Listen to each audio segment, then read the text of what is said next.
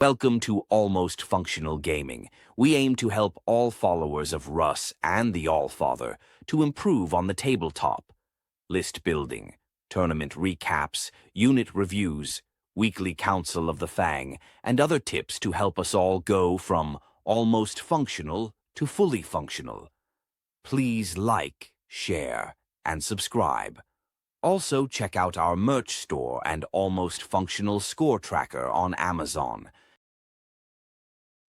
What's up, everybody? Welcome back to Almost Functional 40K. Today I'm going to be going over some updates on the Headtaker bomb list that I built a couple days ago after getting some playtesting in with it. I've got 3 games in with it, 2 into Votan, 1 into World Eaters. And so after playing those, I did win all those games, but I found some things that could be, or not necessarily flaws, but I found ways I think I can make it slightly better, at least for my play style. So let's just go ahead and look at the list as it currently stands. So the list it's in Gladius now, which I do like that that's staying. It's Arjak, Bjorn, Logan, Ragnar, Battle Leader with Artificer Armor, Wolf Priest, a 5-man Infiltrator, 5 Scouts, 3-man Headtaker with Shield, 2 paired weapon Headtakers, 3-mans with 3 Hunting Wolves, 10 Termies, 5 Terminies, and 3 Thunderwolf Cavalry and the Land Raider Redeemer. So what I found is in some of these matchups against some really hard to kill units like what are they called? The new robots for Rotan, their name's skipping my mind right now. Steeljacks, I think it is, are really, really tough. So the little 3-man Headtakers with characters didn't necessarily kill them efficiently.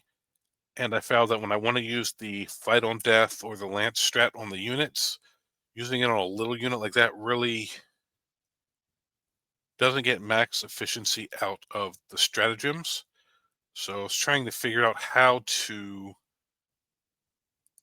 stay with something similar to this build because I was really liking it, but to tweak it to make those work better. So the Terminators are 10 and a 5. The Thunderwolf Cavalry, that'll stay the same. The Scouts and Infiltrators stay in the list. Arjak, Bjorn, Logan, Ragnar all stay. So where we're going to make some tweaks is these 2 characters and the Headtaker squads. So let's go ahead and close this. So what I end up doing is we're going to drop the Wolf Priest. And then on the Battle Leader, we're going to drop the Artificer Armor.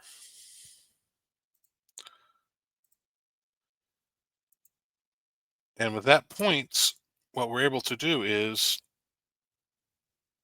take this 3-man Headtaker squad, make it a 6-man. And we're going to take these 2 Headtaker squads with the Hunting Wolves. And I'm going to make this, oops, that's the wrong one. Here we go. I'm going to make this 6, and then we're going to drop the Hunting Wolves completely. Right now we're sitting at 1955, so we have 45 points left, which isn't enough for 6 Hunting Wolves, but it is enough for 5 Fenrisian Wolves. I liked the 2 little squads of Hunting Wolves better than 1 Fenrisian, but I like 1 Fenrisian better than a big squad of Hunting Wolves, because while you do get 1 extra dog for those 10 points, you don't have the reactive move, which if you're only having 1 unit, I'd really, really like the reactive move. So we're going to add back in the 5 Fenrisians that was in the original list when we first started this. So that is where we're at. We're at 1995 now. So let's go ahead and look at this. So basically the change is the 2 little Fenrir or Hunting Wolf squads become 1 Fenrisian Wolf squad. Not a major change, but a little one. But what I ended up doing is taking the 3 little Headtaker squads and making 2 big Headtaker squads, 1 paired, 1 shield. And that means I had to drop one of the 2 characters. Now you do have the 5 points here, so if you prefer the Wolf Priest over the Battle Leader, you absolutely could do that because it's 70 versus 65, and then you're at 2,000 exactly. So now your unit has +1 to wound all the time, and you can bring one back. So that's not. I'm not sure which is better. I'm liking the sustained with the reroll ones here, and then the auto fight on death or not the auto, but the 2-up fight on death for the Battle Leader. So I'm liking that, but I'm not sure that's the better option. So that's something that could possibly be tweaked there.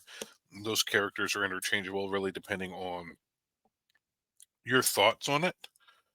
But the list plays very similarly. It's just instead of three-mans being able to pop out of the vehicle, now you have 2 6-mans, each still with a character. So a little more just ass coming out of there, I would like to say. And I find so the fight on death now hits 6 models instead of 3.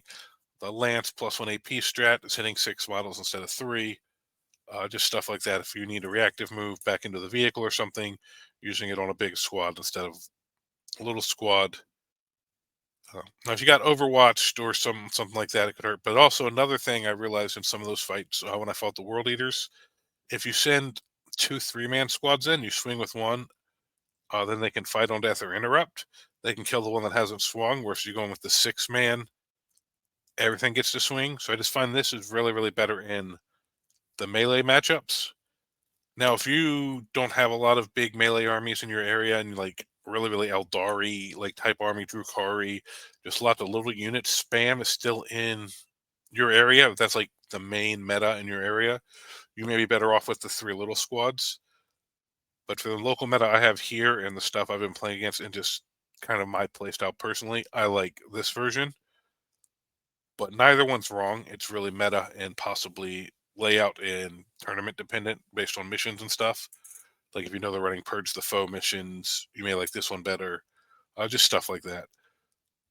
But this is a slight tweak. Just wanted to give you guys updated on where I'm at with the list as I go through playtesting it and trying to get it ready for Champions Cup coming up in December.